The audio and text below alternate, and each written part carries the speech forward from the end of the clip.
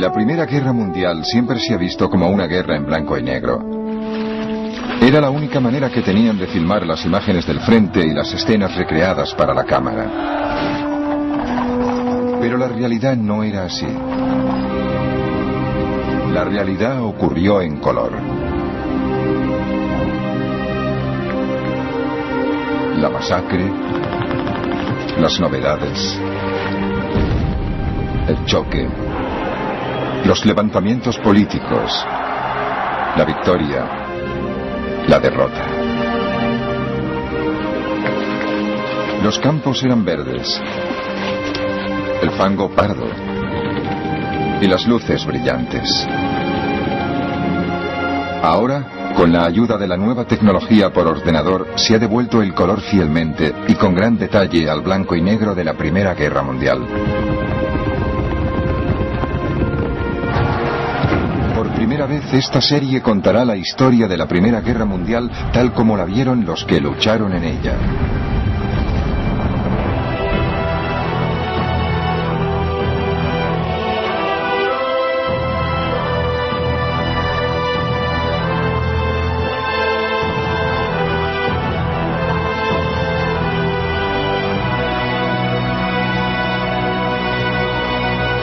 Primera Guerra Mundial en color.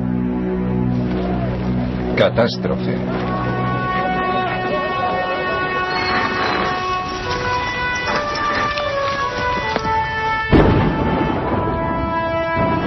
La Primera Guerra Mundial fue una guerra a una escala que nadie había conocido o imaginado hasta entonces. Entre 1914 y 1918, unos 65 millones de hombres tomaron las armas. 10 millones murieron en la batalla. 20 millones quedaron irremediablemente heridos física o mentalmente.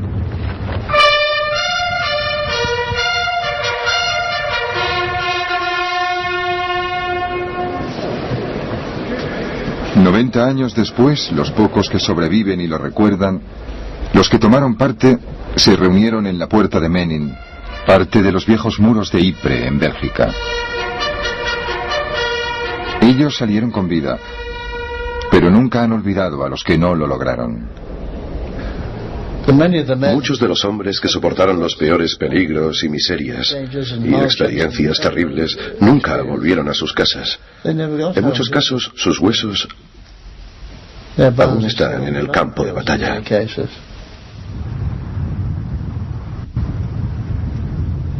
Los demás millones que murieron en esa guerra eran estadísticas para recuento de futuros historiadores.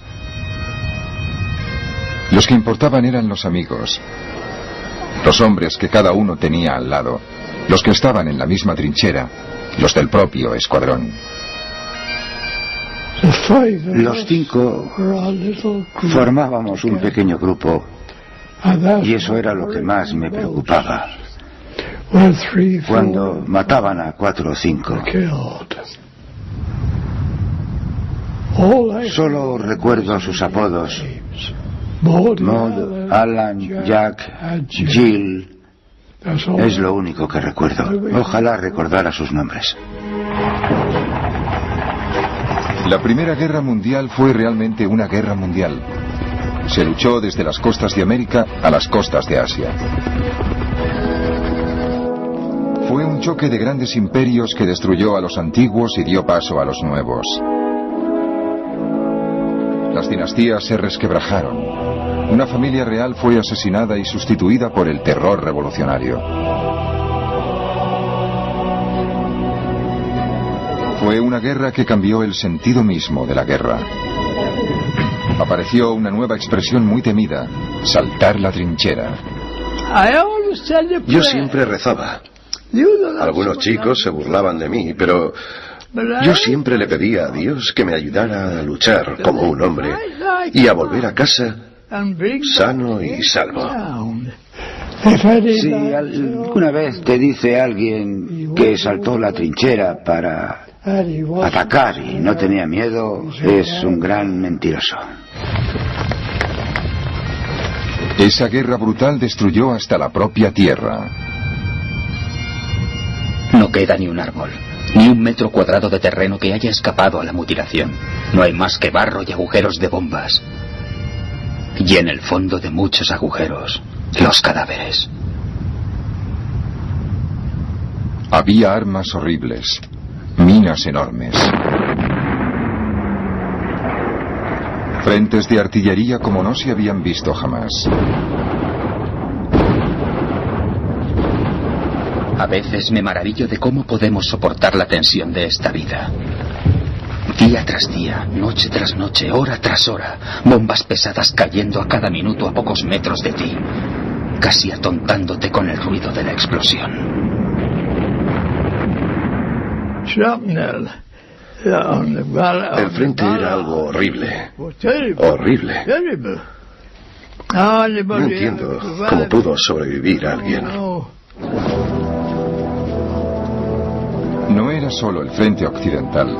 Los soldados del este de Rusia, que murieron a millones, eran los primeros que se preguntaban si todo aquello tenía sentido. ¿Qué estamos haciendo en esta guerra?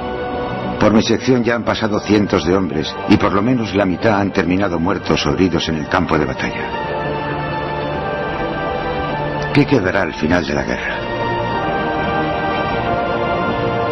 El descontento favoreció las bases para una revolución que conmovió al mundo. Esto ya no es una capital, es un nido de ratas. Nadie trabaja, las calles están muy sucias, hay montones de basura apestosa en los patios. Me duele reconocer lo mal que está todo. Había un nuevo escenario para la guerra, el aire. Era tan criminal como las trincheras de abajo. Están matando gente cada día. Mi mejor amigo estaba ahí una noche y al día siguiente en la comida ya no estaba. Estaba solo, luchaba solo y moría solo.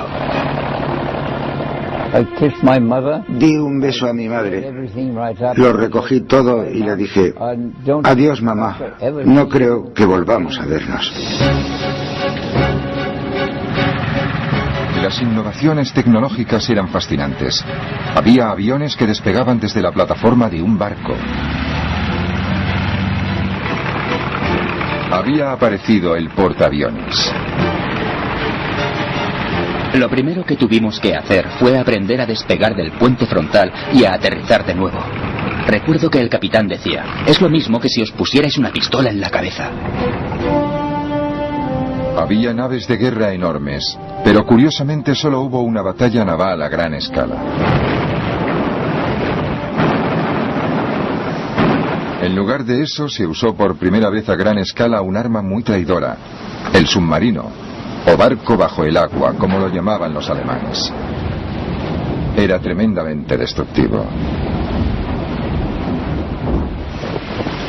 Lo que aún hoy en día impresiona fue el coste en vidas humanas.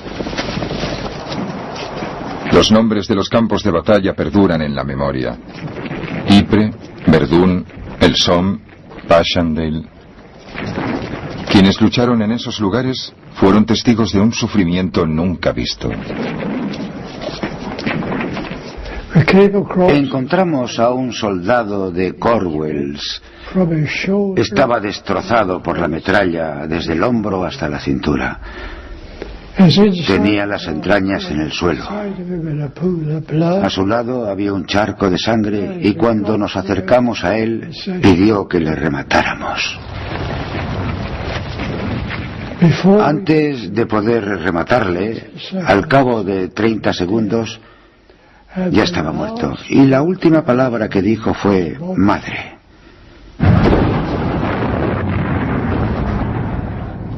Y esa palabra me ha obsesionado toda la vida, madre. Por fin, en noviembre de 1918, a las 11:11 del mes número 11, callaron las armas. Todo se detuvo. Y quedó algo que solo puedo definir como un silencio mortal. Y todos nos quedamos quietos. Nos miramos unos a otros porque de repente nos dimos cuenta de que no teníamos objetivos. No teníamos nada que hacer. Al final de la guerra, los humanos habían vivido la experiencia más devastadora de la historia. Y dentro de esa experiencia, una pequeña decisión humana pudo cambiar una vida. Vi que el alemán venía hacia mí y pensé, no puedo matarlo, no quiero matarlo. Recuerdo que cuando me alisté en el ejército juré servir al rey y a mi país. Y no sé por qué, pero me vino a la cabeza lo que hizo Moisés al bajar de... Bajó el quinto mandamiento: no matarás. Y no pude matarlo. Tenía unos 5 segundos para decidirme.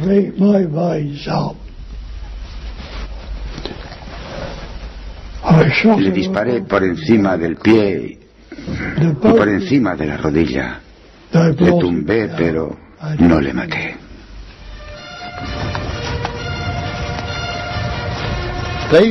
No envejecerán como hemos envejecido nosotros. La edad no les agotará, ni los años les condenarán.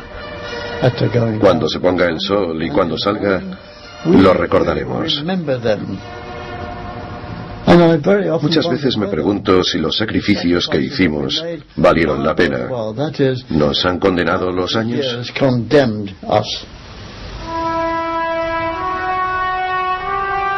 Pero ¿cómo empezó todo?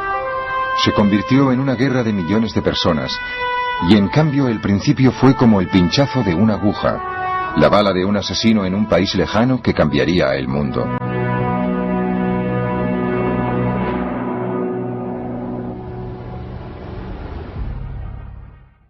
El 28 de junio de 1914 en Sarajevo, la capital de Bosnia. Lanzan una bomba a un coche. La bomba no alcanza a los ocupantes, que son el archiduque Francisco Fernando, heredero del trono de Austria, y su esposa. La pareja real continúa con su visita oficial. Pocas horas después, el coche se detiene de nuevo y esta vez disparan una pistola. El príncipe de la corona de Austria y la archiduquesa Sofía son asesinados. Según los informes, el asesino forma parte de una organización terrorista respaldada por el gobierno de la vecina Serbia. Austria está de luto y decidida a castigar a los serbios. Aunque pocos se dan cuenta, ha empezado la cuenta atrás para la guerra. Cuando ocurrió lo de Sarajevo, la gente no se preocupó mucho.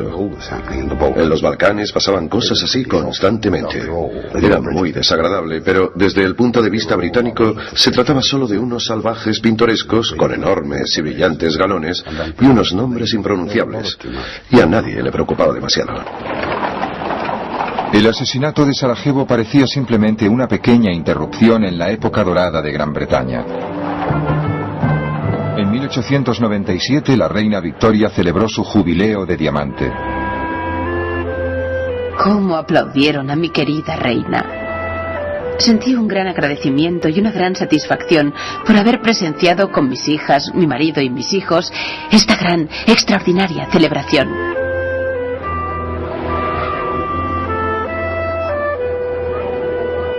El imperio de la reina Victoria abarcaba una sexta parte del mundo.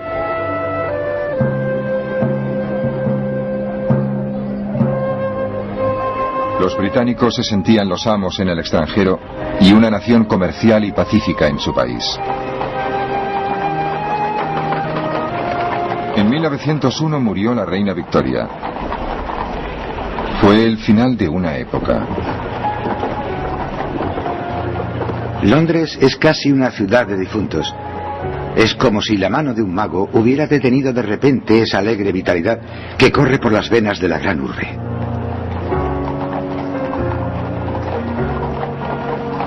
El ritmo del paso de los soldados, la música de la marcha funeral de Chopin y el redoble de los tambores.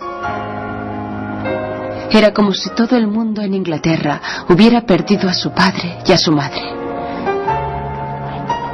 Pero la supremacía británica parecía asegurada. Solo una amenaza aparentemente pequeña se cernía sobre la Pax Británica: Alemania.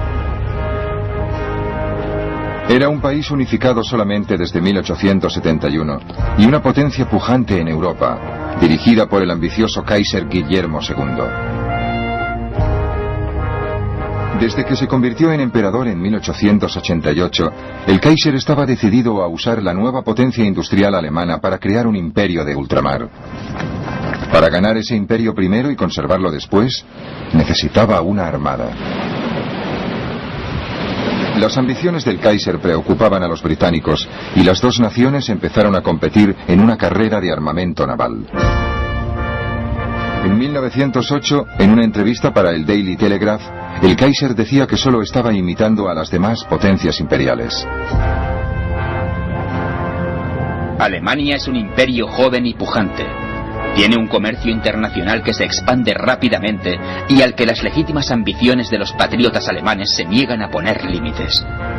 Alemania debe tener una flota poderosa para proteger ese comercio. La aparición de Alemania había reestructurado el mapa europeo. Alemania formaba una alianza con un imperio mucho más antiguo, el austrohúngaro. Juntos, esos poderes centrales dominaban el corazón de Europa.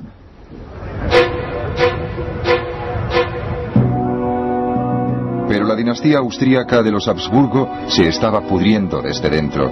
Hasta los miembros de la familia real lo sabían. La fe en su propia importancia, que perdura entre los Habsburgo, pesa como una losa sobre Austria y es la causa de su decadencia moral. La oposición a Austria y Alemania la formaban la llamada Triple Entente de Gran Bretaña, Rusia y Francia.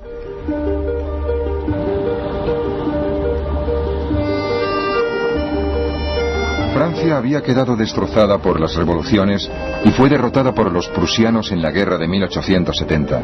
Pero París seguía siendo la ciudad con más encanto del mundo. Siempre la recordaré como una ciudad maravillosa, donde vale la pena vivir durante 4 o 5 meses al año, aunque solo sea para mejorar la mente en una atmósfera intelectual y artística sin parangón. Rusia estaba gobernada por su autocrático emperador, el zar Nicolás II.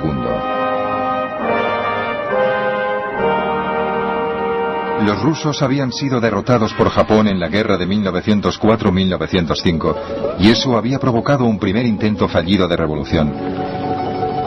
La amargura de muchos rusos está resumida en una petición de los trabajadores al zar. Nos vemos obligados a mendigar, nos vemos oprimidos. No se nos reconoce como seres humanos, se nos trata como esclavos. No tenemos ninguna fuerza, soberano. Se nos acaba la paciencia. Estamos llegando a ese punto terrible en que es mejor la muerte que seguir con este sufrimiento insoportable. Pero 6 años después, el zar y los líderes nombrados por él creían que el país volvía a estar controlado. Cada año de paz hace a Rusia más fuerte, no solo desde el punto de vista militar y naval, sino también desde el punto de vista económico y financiero.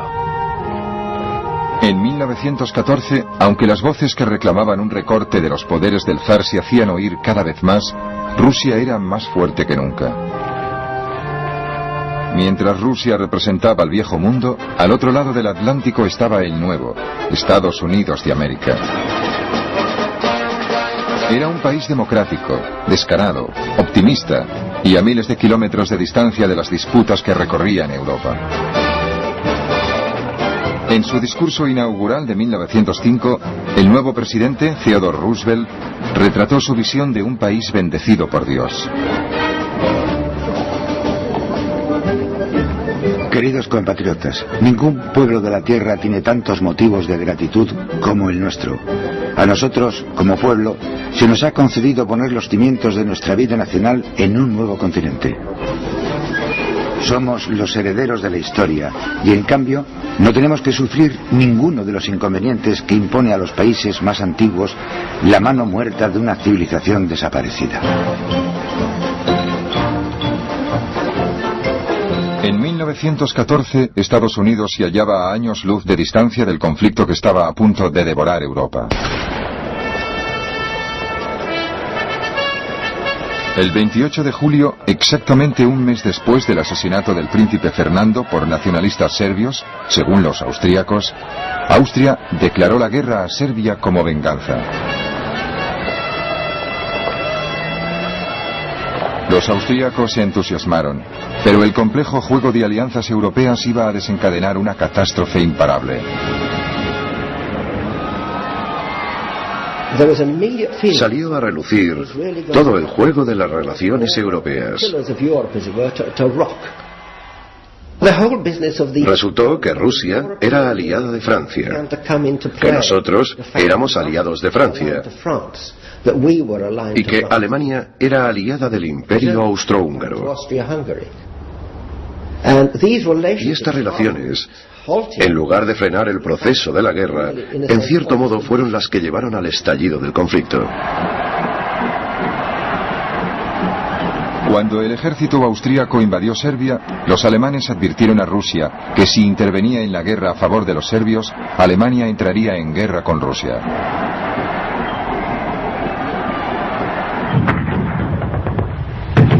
El 30 de julio los cañones austríacos empezaron a bombardear la capital serbia, Belgrado. Los serbios se volvieron a Rusia pidiendo ayuda. Los rusos eran protectores de los serbios y de todos los pueblos eslavos de los Balcanes, y no podían quedarse al margen si Austria amenazaba a Serbia. Y así, Rusia se vio arrastrada a una crisis internacional. Igual que los austríacos, los soldados rusos estaban impacientes por luchar. El espíritu de los soldados es excelente. Están animados por la firme creencia en la verdad y el honor de su causa. Y por suerte, no hay ningún motivo de nerviosismo o ansiedad. Entonces Alemania declaró la guerra a Rusia. Sin embargo, sus motivos eran otros.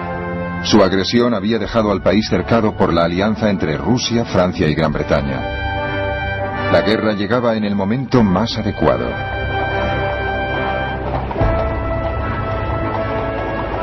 El pueblo empezó a pensar en lo que le esperaba. En las calles se veían reservistas por todas partes. Parecía que la gente estuviera dispuesta a entrar en guerra a la menor señal.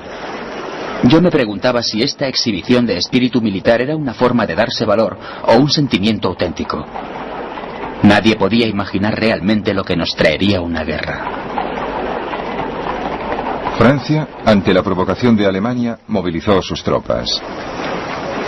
El comandante en jefe francés, Joseph Joffre, llamó a sus soldados al orden, pero algunos solo se encontraban confusos. Guerra. Todo el mundo lo sabe. Todo el mundo lo dice. Sería una locura no creerlo. Guerra. La gran guerra europea. No puede ser verdad.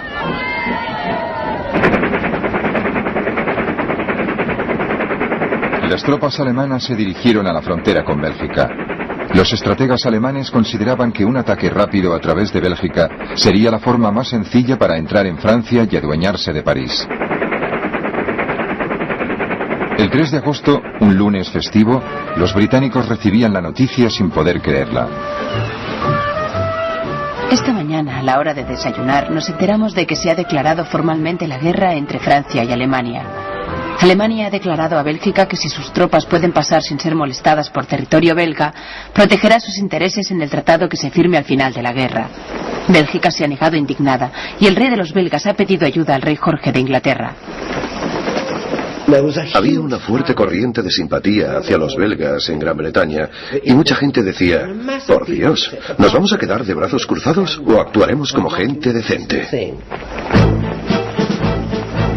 El 4 de agosto, el ejército alemán entró en Bélgica. Por fin, ya tengo órdenes. Por favor, mamá, intenta no perder nunca de vista lo que yo he comprendido. Si en estos momentos pensamos en nosotros mismos y en nuestros seres más cercanos, seremos mezquinos y débiles. Debemos mantener una visión amplia y pensar en nuestro país, en nuestra patria, en Dios. A medianoche del 4 de agosto, Gran Bretaña declaró la guerra a Alemania. Para entonces todas las naciones de Europa habían sido arrastradas a la confrontación. Pero la creencia general era que todo habría terminado para Navidad.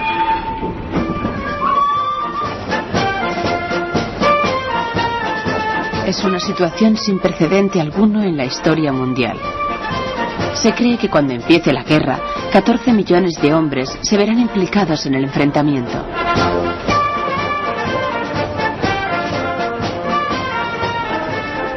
Creo sinceramente que Gran Bretaña no tenía otra opción. Era una superpotencia, la mayor superpotencia de Europa. Si había que hacer una gran demostración de fuerza en Europa, Gran Bretaña debía participar. No podían quedarse mirando y dejar que Europa se derrumbara.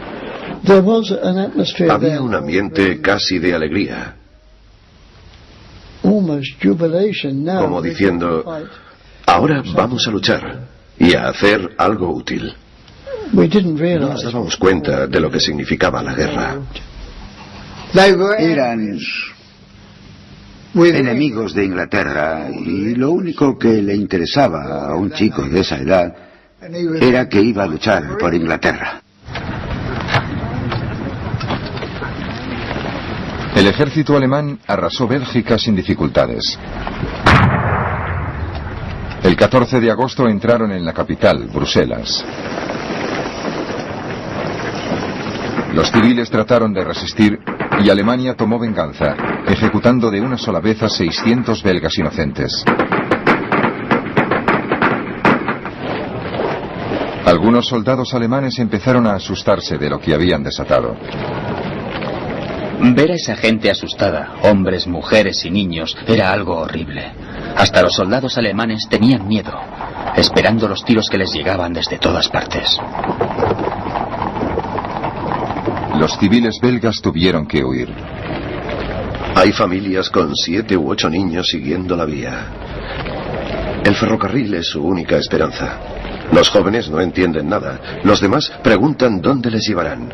Es un desastre que no se puede contar. Los alemanes avanzaban y Gran Bretaña se preparaba para librar su primera guerra importante del último siglo.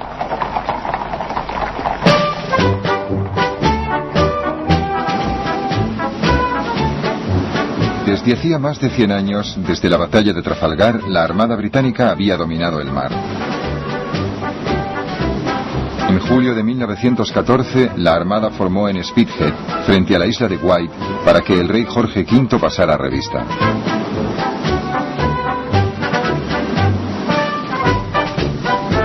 Era una imagen impresionante, pero el ejército británico siempre se había visto mucho menos importante que la Armada, y era mucho más reducido que sus rivales del continente europeo.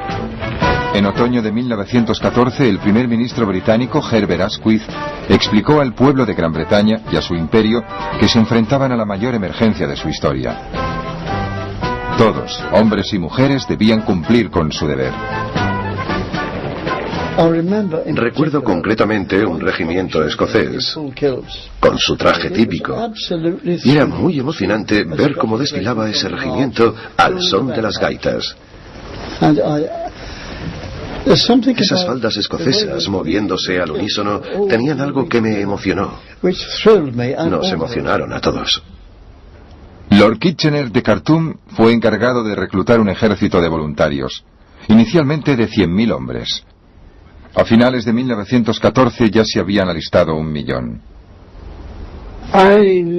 Me alisté como voluntario el 2 de septiembre de 1914. Unos 30 compañeros de trabajo se alistaron conmigo, todos juntos.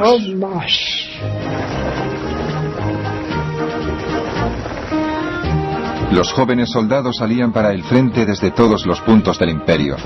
Sus familias quedaban atrás y solo podían esperar y rezar. Mi querida madre, no te desanimes y confía en la providencia. Estoy seguro de que volveré sano y salvo de esta. Voy a luchar por Inglaterra. Es algo grande y glorioso. Lo mejor que puedes hacer por mí es estar alegre y, sobre todo, escribirme a menudo. Y cuéntame todas las novedades. Los maridos y las esposas temían el momento de la separación. Me siento y me quedo mirando como una idiota su maleta junto a la pared. Luego él saca un libro del bolsillo. ¿Ves? Tu libro de sonetos de Shakespeare. Ya están donde estarán siempre. ¿Quieres que te lea alguno? Está pálido y le tiemblan los labios, pero tiene la voz firme y serena. Y pronto me dejo caer al suelo y me siento entre sus rodillas, y mientras lee, deja caer una mano sobre mi hombro. Así, hablando, llorando y amándonos abrazados, nos quedamos dormidos.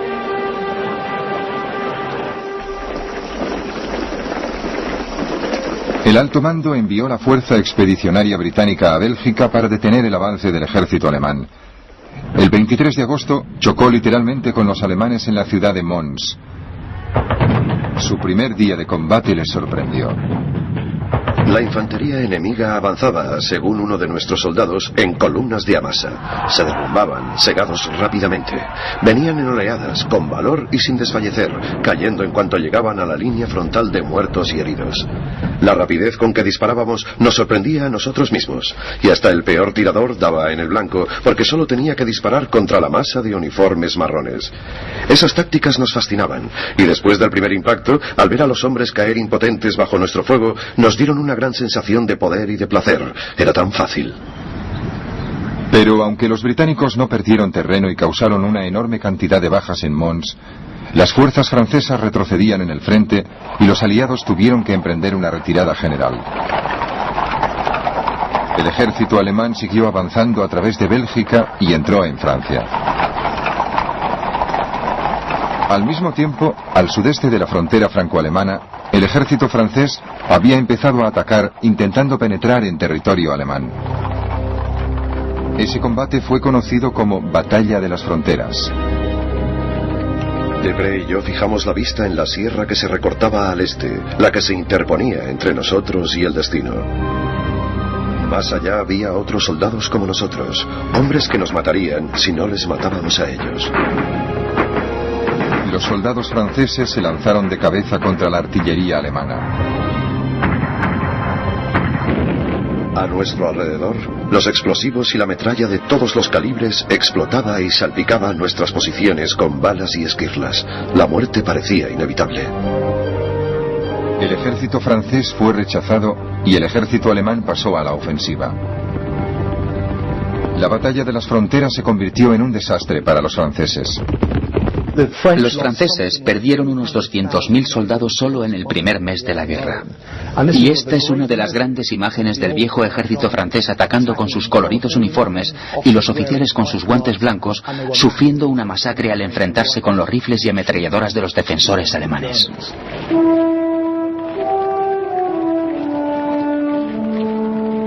Miles de franceses cayeron prisioneros y los soldados alemanes se adentraron cada vez más en Francia. París ya estaba a la vista, pero para llegar tenían que cruzar antes el Marne, a 50 kilómetros de la capital francesa. El comandante en jefe francés, el general Joffre, recibió una llamada desesperada del gobernador militar de París, el general Gallieni. Nuestra artillería es anticuada, las municiones escasas, las tropas insuficientes y de baja calidad. Tenemos poca capacidad para resistir.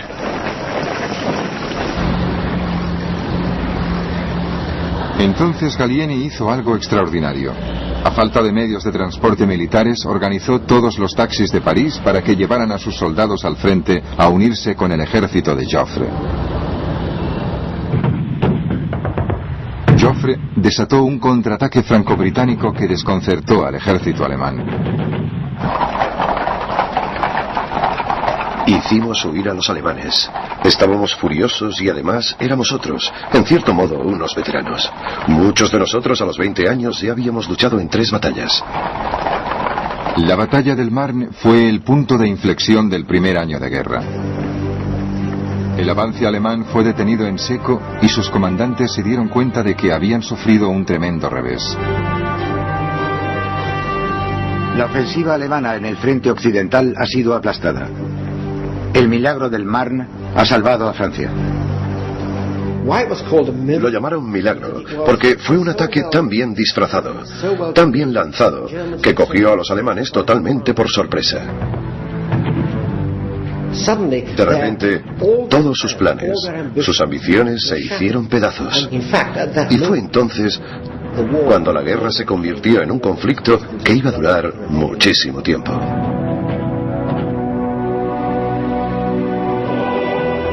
Al mismo tiempo, en el frente del este, al otro lado de Alemania, las primeras semanas de guerra habían sido testigos de rápidos ataques y contraataques de Alemania, su aliado Austria y su contrincante Rusia.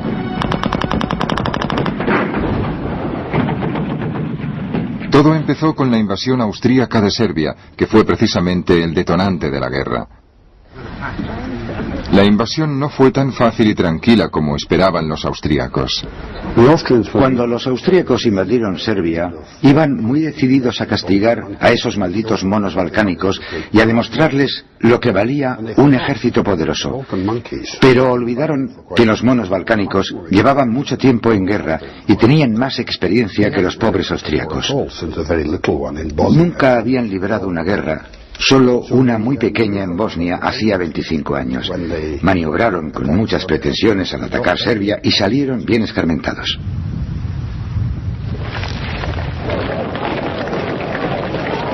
En menos de 6 semanas, los serbios echaron a los austríacos de Serbia.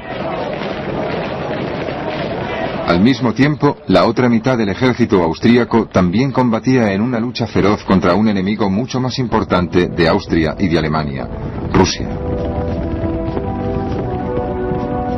Cuando estalló la guerra, el ejército regular ruso era el más numeroso de Europa, con casi 1,5 millones de soldados. Pero a pesar de lo modernos que se veían los vehículos blindados con los que desfilaban orgullosos los comandantes del zar, el ejército ruso era poco flexible. Un observador británico escribió la siguiente comparación. Era como un musculoso campeón de los pesos pesados, al que por culpa de su volumen le faltaran agilidad y rapidez, quedando así a merced de un oponente de menos peso, pero más fibroso e inteligente. Pero el ejército ruso sorprendió a todos penetrando rápidamente en Austria ante el horror de los soldados austríacos. Para nosotros fue un golpe tremendo saber que los rusos habían penetrado tan a fondo. Pero al desánimo que siguió a esta sorprendente revelación le sustituyó la emoción de enfrentarnos tan pronto al enemigo. Fritz Kreisler entró pronto en combate. A unos 20 metros a la derecha de mi compañía, un hombre saltó por los aires con un grito de agonía y cayó desplomado, herido de muerte. Entonces sentí una corriente fría en mi mejilla. Un gran fragmento de metralla pasó silbando por el aire y se hundió en la tierra, furiosamente, salpicándolo todo de arena. Nos quedamos en el suelo jadeando y agotados, con el corazón a punto de reventar del esfuerzo. Frente al ataque ruso, los austríacos perdieron 350.000 hombres entre muertos, heridos y prisioneros.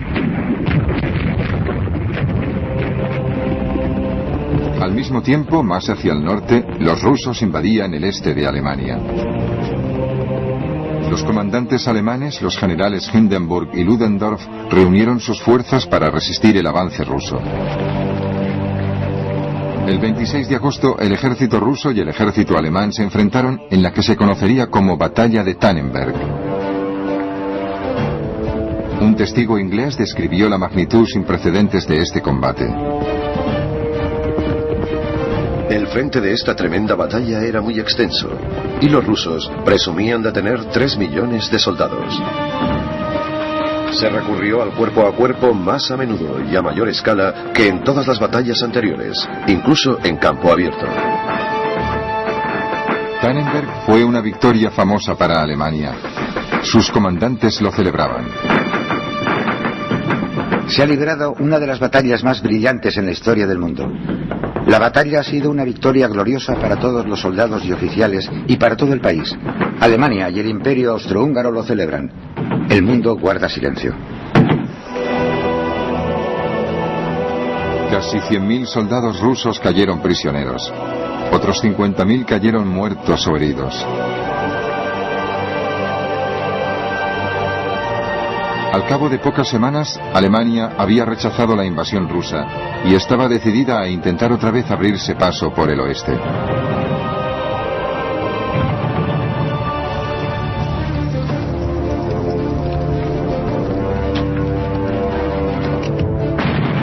El 19 de octubre de 1914, los alemanes atacaron a las fuerzas franco-británicas en la ciudad de Ypres, en Bélgica. La primera batalla de Ypres, en muchos sentidos, fue un momento decisivo para el conflicto en el frente occidental de 1914. Fue el último espasmo de la guerra móvil, la última oportunidad auténtica que tuvieron los alemanes de abrirse paso. Una gran masa humana nos atacaba, corriendo con todas sus fuerzas, justo enfrente de nosotros, a menos de 50 metros. Se veía una gran masa de alemanes que temblaba. Nunca he disparado tanto en tan poco tiempo. La primera batalla de Ypres, que duró 3 semanas, fue una masacre de una magnitud desconocida y horrible. En nuestro frente hemos perdido miles de soldados, muertos, heridos o capturados. ¿Y qué hemos obtenido a cambio? ¿Una trinchera? ¡Qué desperdicio de vidas humanas! No solo eso, vidas jóvenes.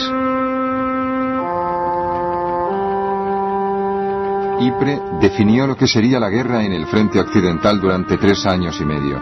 Un equilibrio de fuerzas apuntalado en las trincheras y dominado por la muerte y las penurias. En esos momentos no había ningún sistema de drenaje en las trincheras. Por eso casi siempre ibas metido en el agua y en el fango hasta las rodillas. Con tanta lluvia y al anochecer, las trincheras empiezan a presentar un triste aspecto. Veo correr a los ratones por el camino mientras hago la ronda y alguna rata salta sobre un saco de arena en lo alto de un parapeto. El trabajo vuelve a empezar cuando amanece. Hay más centinelas, un destacamento sale por agua, otro trabaja para mejorar el parapeto y las alambradas y así todo. Algunos soldados, al despertar, se han encontrado una rata metida bajo la manta a su lado. Las hay a millones. Algunas son enormes, casi tan grandes como gatos. Tenías que aprovechar para dormir cuando podías. De puro agotamiento. Y al despertar te encontrabas las ratas hambrientas corriéndote por encima y mordisqueándote el equipo. Los malditos piojos solo están quietos cuando estás medio congelado. En cuanto entras en calor, empiezan a picarte como locos. Te picaba todo. Los malditos bichos te chupaban la sangre y te volvías la chaqueta al revés para sacártelos de encima.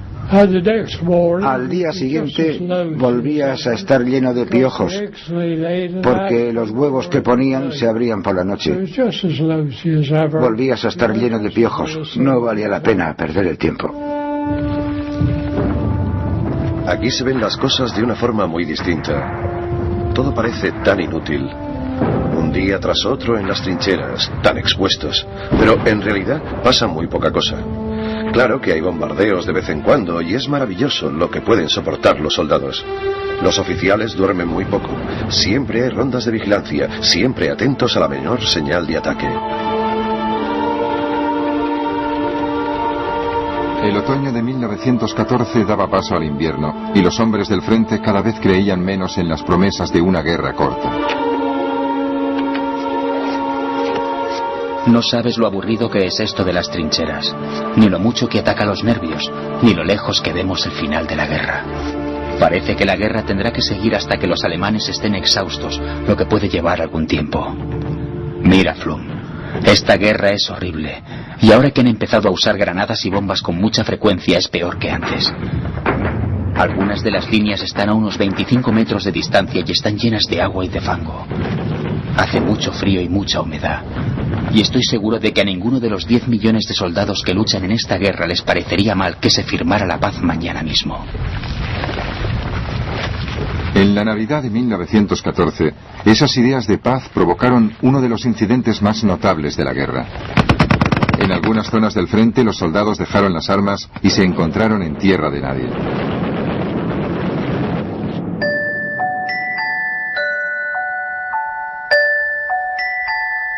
Y a la luz de los focos estábamos todos, ingleses y alemanes, charlando y fumando juntos a medio camino entre los dos frentes.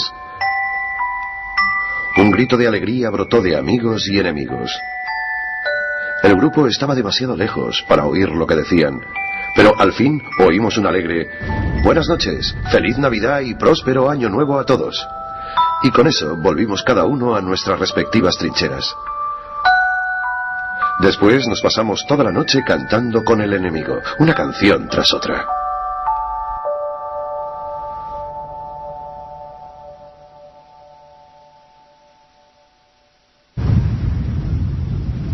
Los altos mandos de ambos bandos se aseguraron de que esas confraternizaciones no se volvieran a producir. Los soldados que se habían lanzado a la guerra empezaban a ser conscientes de la situación en la que les habían metido sus líderes. En esa época no teníamos el cerebro, como diría, lo bastante desarrollado como para comprender lo que era la guerra. Y todo el mundo decía que para Navidad habría terminado. Y llegó la Navidad y no se terminó.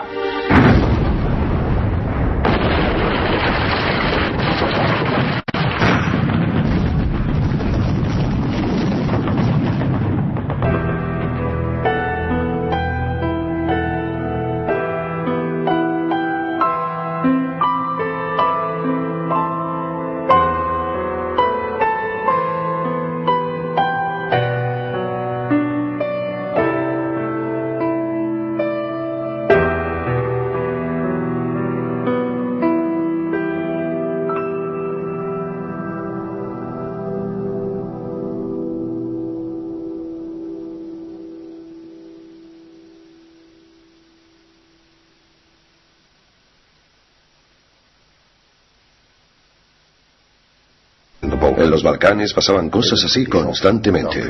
Era muy desagradable, pero desde el punto de vista británico se trataba solo de unos salvajes pintorescos con enormes y brillantes galones y unos nombres impronunciables. Y a nadie le preocupaba demasiado. El asesinato de Sarajevo parecía simplemente una pequeña interrupción en la época dorada de Gran Bretaña. En 1897 la reina Victoria celebró su jubileo de diamante. ¿Cómo aplaudieron a mi querida reina? Sentí un gran agradecimiento y una gran satisfacción por haber presenciado con mis hijas, mi marido y mis hijos esta gran, extraordinaria celebración.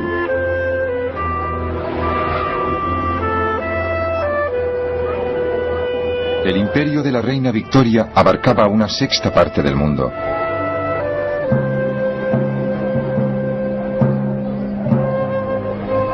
Los británicos se sentían los amos en el extranjero y una nación comercial y pacífica en su país. En 1901 murió la reina Victoria. Fue el final de una época. Londres es casi una ciudad de difuntos. Es como si la mano de un mago hubiera detenido de repente esa alegre vitalidad que corre por las venas de la gran urbe.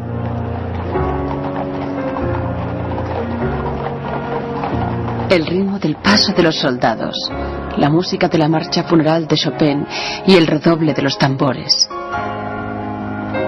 Era como si todo el mundo en Inglaterra hubiera perdido a su padre y a su madre. Pero la supremacía británica parecía asegurada. Solo una amenaza aparentemente pequeña se cernía sobre la Pax Británica, Alemania. Era un país unificado solamente desde 1871 y una potencia pujante en Europa, dirigida por el ambicioso Kaiser Guillermo II. Desde que se convirtió en emperador en 1888, el Kaiser estaba decidido a usar la nueva potencia industrial alemana para crear un imperio de ultramar. Para ganar ese imperio primero y conservarlo después, necesitaba una armada. Las ambiciones del Kaiser preocupaban a los británicos y las dos naciones empezaron a competir en una carrera de armamento naval. En 1908, en una entrevista para el Daily Telegraph, el Kaiser decía que solo estaba imitando a las demás potencias imperiales. Alemania es un imperio joven y pujante. Tiene un comercio internacional que se expande rápidamente y al que las legítimas ambiciones de los patriotas alemanes se niegan a poner límites. Takari no tenía miedo, es un gran mentiroso. Esa guerra brutal destruyó hasta la propia tierra. No queda ni un árbol, ni un metro cuadrado de terreno que haya escapado a la mutilación. No hay más que barro y agujeros de bombas. Y en el fondo de muchos agujeros, los cadáveres. Había armas horribles, minas enormes, frentes de artillería como no se habían visto jamás. A veces me maravillo de cómo podemos soportar la tensión de esta vida. Día tras día, noche tras noche, hora tras hora, bombas pesadas cayendo a cada minuto a pocos metros de ti, casi atontándote con el ruido de la explosión. El frente era algo horrible. Horrible. No entiendo cómo pudo sobrevivir alguien.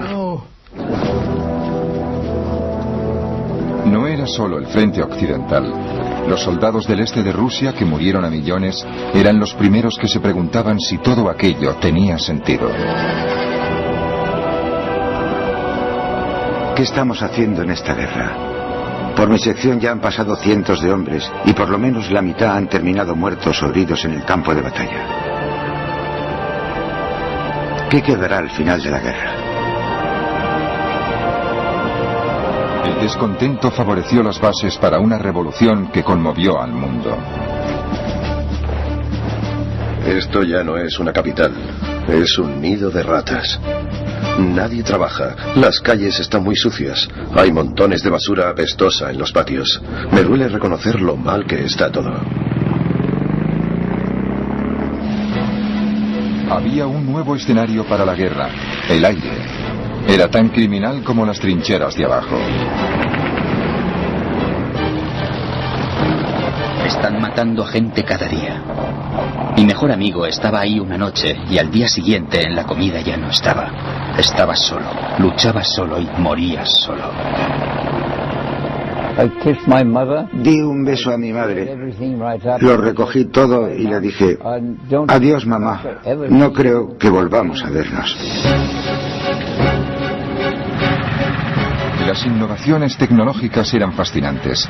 Había aviones que despegaban desde la plataforma de un barco. Había aparecido el portaaviones.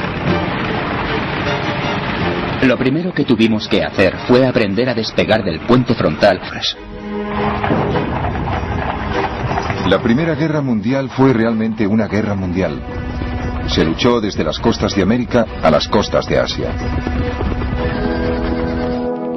Fue un choque de grandes imperios que destruyó a los antiguos y dio paso a los nuevos. Las dinastías se resquebrajaron. Una familia real fue asesinada y sustituida por el terror revolucionario. Fue una guerra que cambió el sentido mismo de la guerra. Apareció una nueva expresión muy temida: saltar la trinchera. Yo siempre rezaba. Algunos chicos se burlaban de mí, pero yo siempre le pedía a Dios que me ayudara a luchar como un hombre y a volver a casa sano y salvo. Si alguna vez te dice alguien que saltó la trinchera para atacar y no tenía miedo, es un gran mentiroso. Esa guerra brutal destruyó hasta la propia tierra. queda ni un árbol, ni un metro cuadrado de terreno que haya escapado a la mutilación. No hay más que barro y agujeros de bombas. Y en el fondo de muchos agujeros, los cadáveres. Había armas horribles, minas enormes, frentes de artillería como no se habían visto jamás. A veces me maravillo de cómo podemos soportar la tensión de esta vida. Día tras día, noche tras noche, hora tras hora, bombas pesadas cayendo a cada minuto a pocos metros de ti, casi atontándote con el ruido de la explosión. El frente era algo horrible. Horrible. No entiendo cómo pudo sobrevivir alguien. No era solo el frente occidental. Los soldados del este de Rusia, que murieron a millones, eran los primeros que se preguntaban si todo aquello tenía sentido. ¿Qué estamos haciendo en esta guerra? Por mi sección ya han pasado cientos de hombres y por lo menos la mitad han terminado muertos o heridos en el campo de batalla. ¿Qué quedará al final de la guerra? El descontento favoreció las bases para una revolución que conmovió al mundo.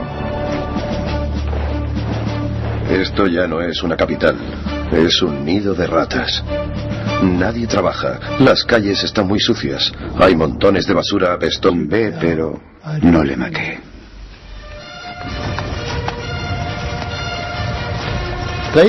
No envejecerán como hemos envejecido nosotros. La edad no les agotará, ni los años les condenarán. Cuando se ponga el sol y cuando salga, lo recordaremos. Muchas veces me pregunto si los sacrificios que hicimos valieron la pena. ¿Nos han condenado los años?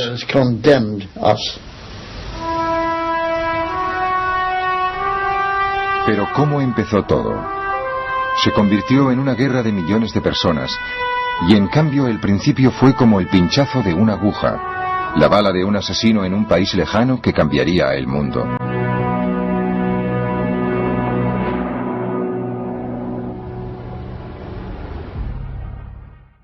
El 28 de junio de 1914 en Sarajevo, la capital de Bosnia. Lanzan una bomba a un coche. La bomba no alcanza a los ocupantes, que son el archiduque Francisco Fernando, heredero del trono de Austria, y su esposa. La pareja real continúa con su visita oficial.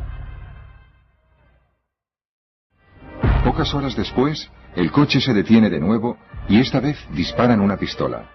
El príncipe de la corona de Austria y la archiduquesa Sofía son asesinados.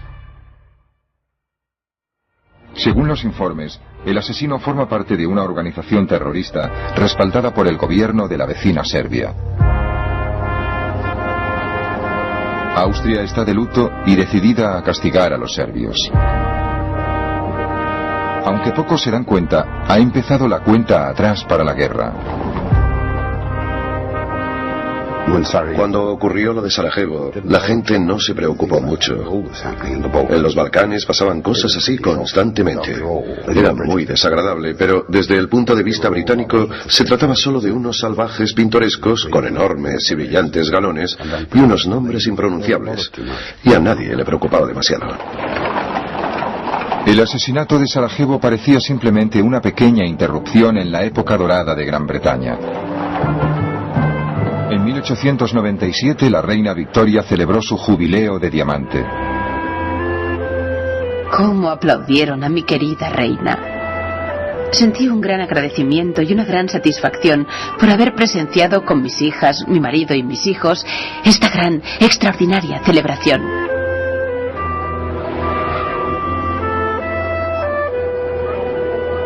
El imperio de la reina Victoria abarcaba una sexta parte del mundo.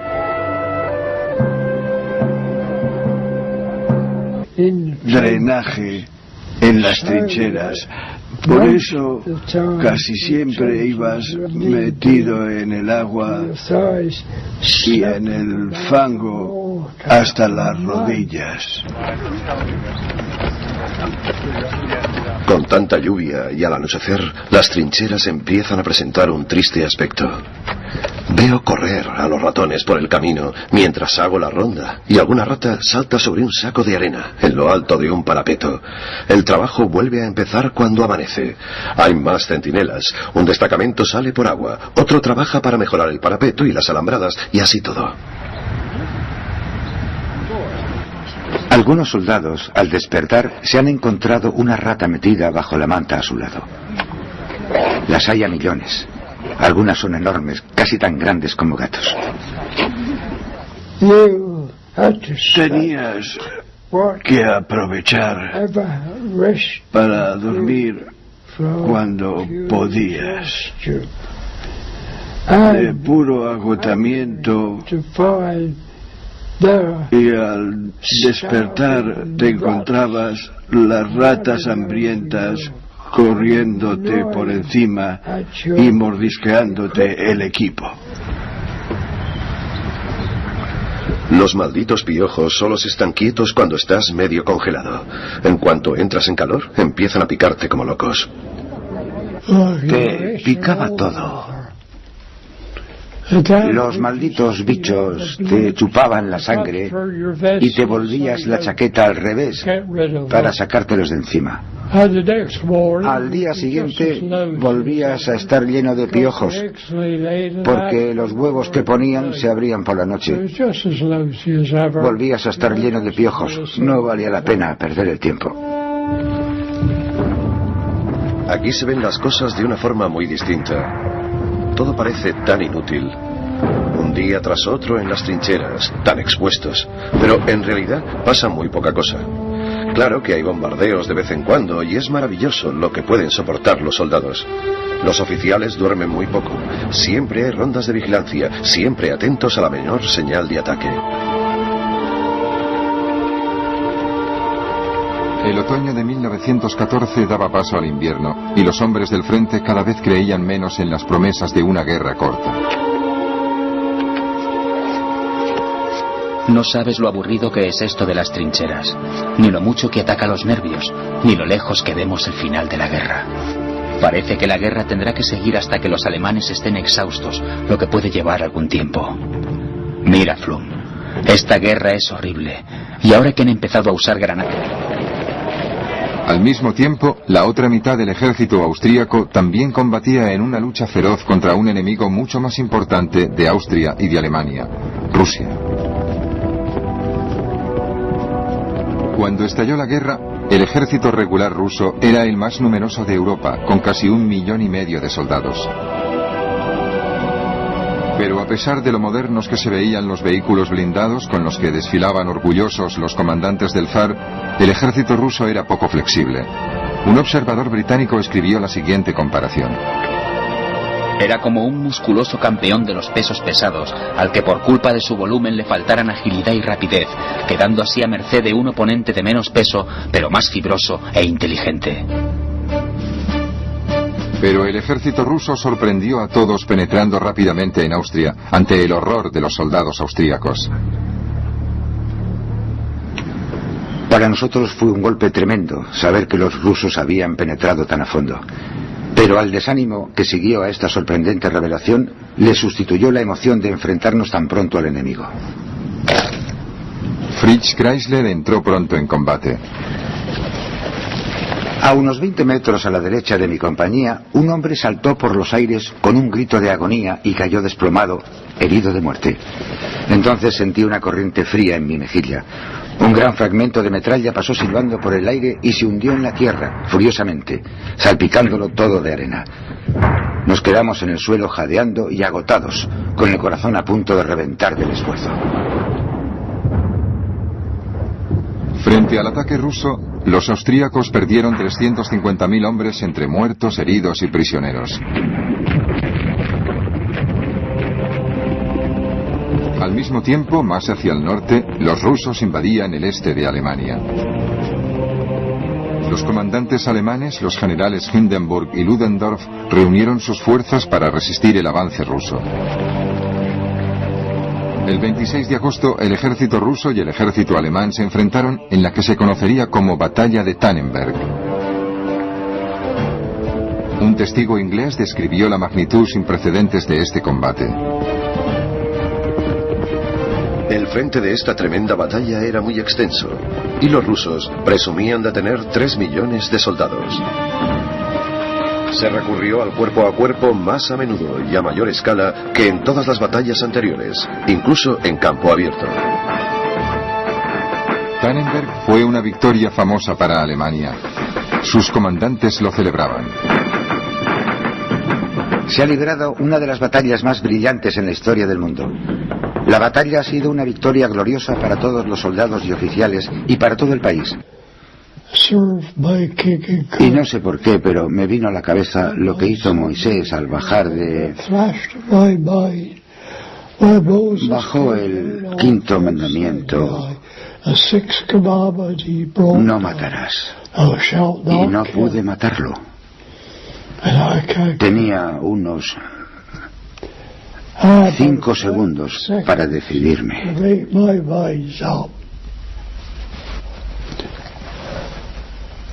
Le disparé por encima del pie y por encima de la rodilla. Le tumbé, pero no le maté.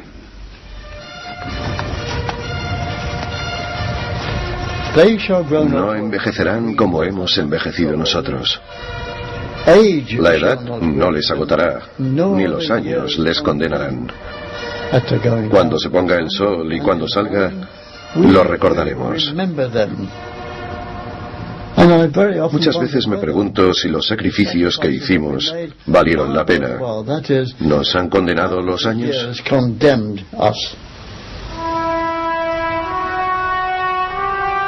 Pero ¿cómo empezó todo? Se convirtió en una guerra de millones de personas, y en cambio el principio fue como el pinchazo de una aguja, la bala de un asesino en un país lejano que cambiaría el mundo.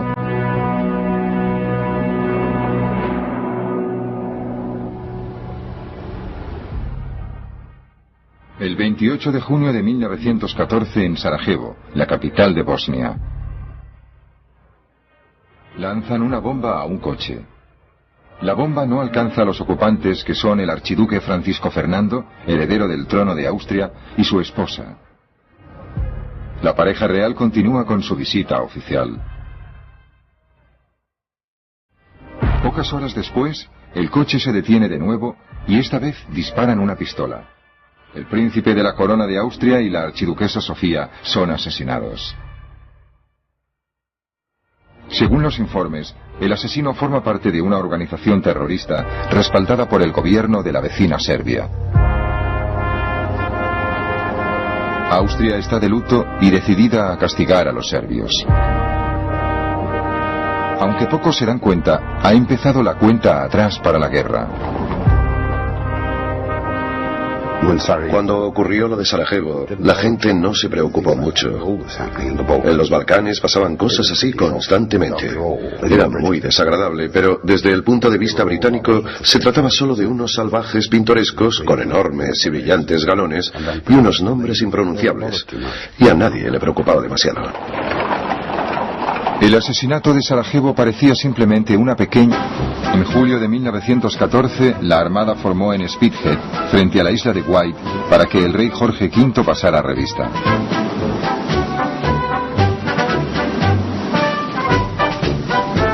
Era una imagen impresionante, pero el ejército británico siempre se había visto mucho menos importante que la Armada, y era mucho más reducido que sus rivales del continente europeo. En otoño de 1914, el primer ministro británico, Herbert Asquith, explicó al pueblo de Gran Bretaña y a su imperio que se enfrentaban a la mayor emergencia de su historia. Todos, hombres y mujeres, debían cumplir con su deber. Recuerdo concretamente un regimiento escocés, con su traje típico, y era muy emocionante ver cómo desfilaba ese regimiento al son de las gaitas. Esas faldas escocesas moviéndose al unísono tenían algo que me emocionó. Nos emocionaron a todos. Lord Kitchener de Khartoum fue encargado de reclutar un ejército de voluntarios. inicialmente de 100.000 hombres. A finales de 1914 ya se habían alistado 1 millón. Me alisté como voluntario el 2 de septiembre de 1914. Unos 30 compañeros de trabajo se alistaron conmigo, todos juntos.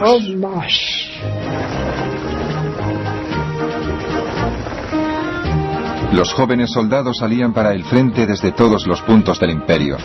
Sus familias quedaban atrás y solo podían esperar y rezar. Mi querida madre, no te desanimes y confía en la providencia.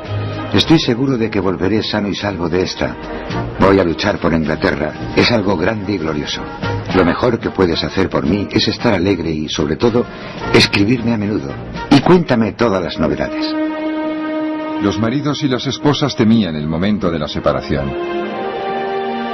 Me siento y me quedo mirando como una idiota su maleta junto a la pared. Luego él saca un libro del bolsillo. ¿Ves? Tu libro de sonetos de Shakespeare. Ya están donde estarán siempre. ¿Quieres que te lea alguno? Está pálido y le tiemblan los labios, pero tiene la voz firme y serena. Y pronto me dejo caer al suelo y me siento entre sus rodillas. Y mientras lee, deja caer una mano sobre mi hombro. Así, hablando y llorando y amándonos abrazados, nos quedamos dormidos.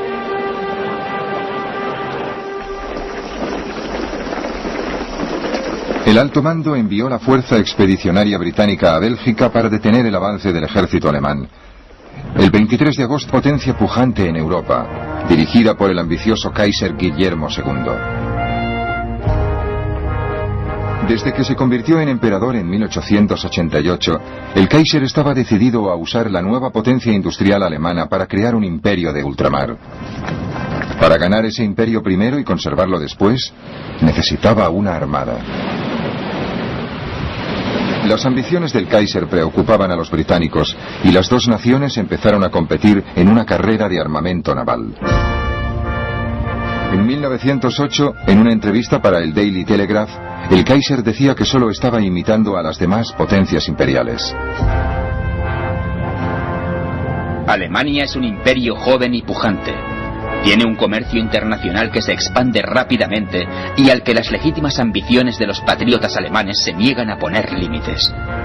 Alemania debe tener una flota poderosa para proteger ese comercio. La aparición de Alemania había reestructurado el mapa europeo. Alemania formaba una alianza con un imperio mucho más antiguo, el austrohúngaro. Juntos, esos poderes centrales dominaban el corazón de Europa.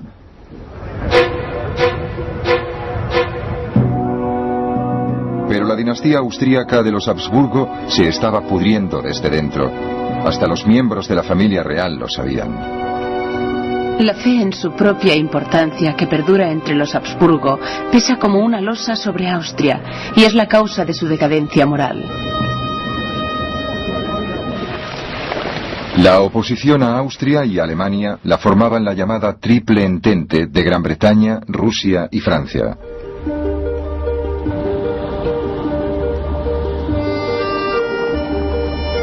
Francia había quedado destrozada por las revoluciones y fue derrotada por los prusianos en la guerra de 1870.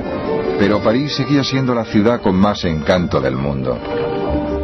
Siempre la recordaré como una ciudad maravillosa, donde vale la pena vivir durante 4 o 5 meses al año, aunque solo sea para mejorar la mente en una atmósfera intelectual y artística sin parangón. Rusia estaba gobernada por su autocrático emperador, el zar Nicolás II.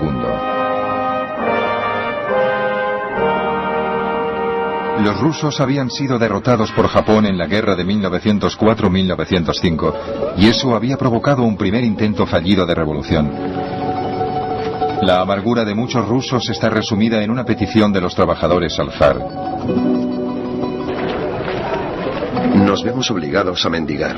Nos vemos oprimidos. No se nos reconoce como seres humanos. Se nos trata como esclavos. No tenemos ninguna fuerza, soberano. Esto ya no es una capital. Es un nido de ratas. Nadie trabaja. Las calles están muy sucias. Hay montones de basura apestosa en los patios. Me duele reconocer lo mal que está todo.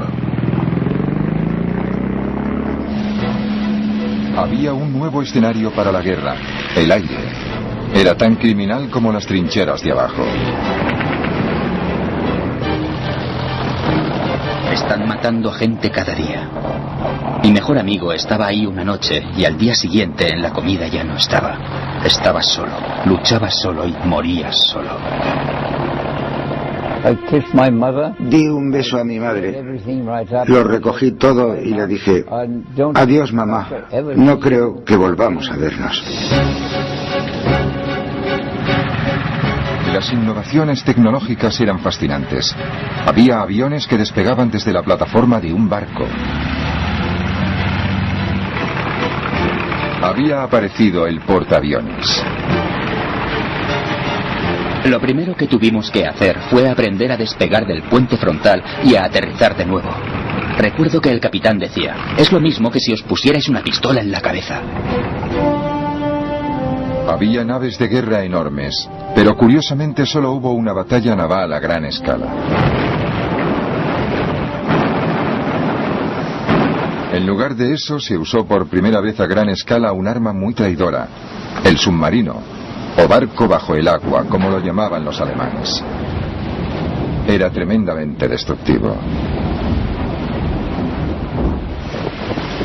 Lo que aún hoy en día impresiona fue el coste en vidas humanas.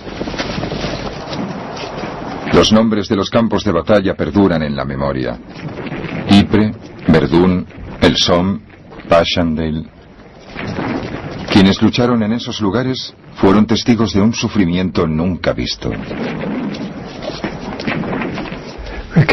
Encontramos a un soldado de Cornwalls. Estaba destrozado por la metralla desde el hombro hasta la cintura. Tenía las entrañas en el suelo. A su lado había un charco de sangre y cuando nos acercamos a él pidió que le rematáramos. Antes de poder rematarle, al cabo de 30 segundos, ya estaba muerto. Y la última palabra que dijo fue madre.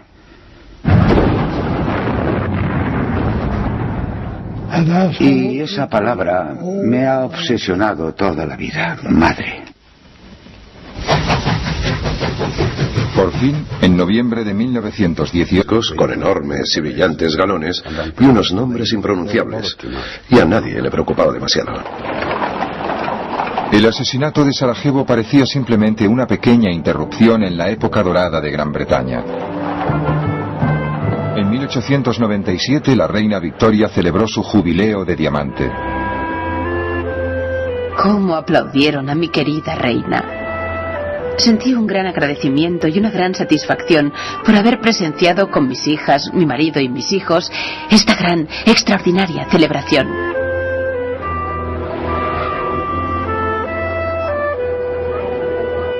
El imperio de la reina Victoria abarcaba una sexta parte del mundo.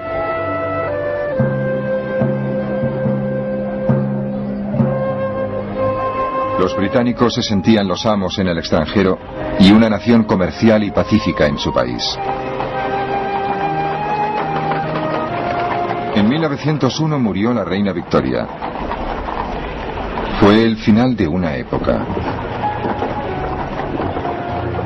Londres es casi una ciudad de difuntos. Es como si la mano de un mago hubiera detenido de repente esa alegre vitalidad que corre por las venas de la gran urbe.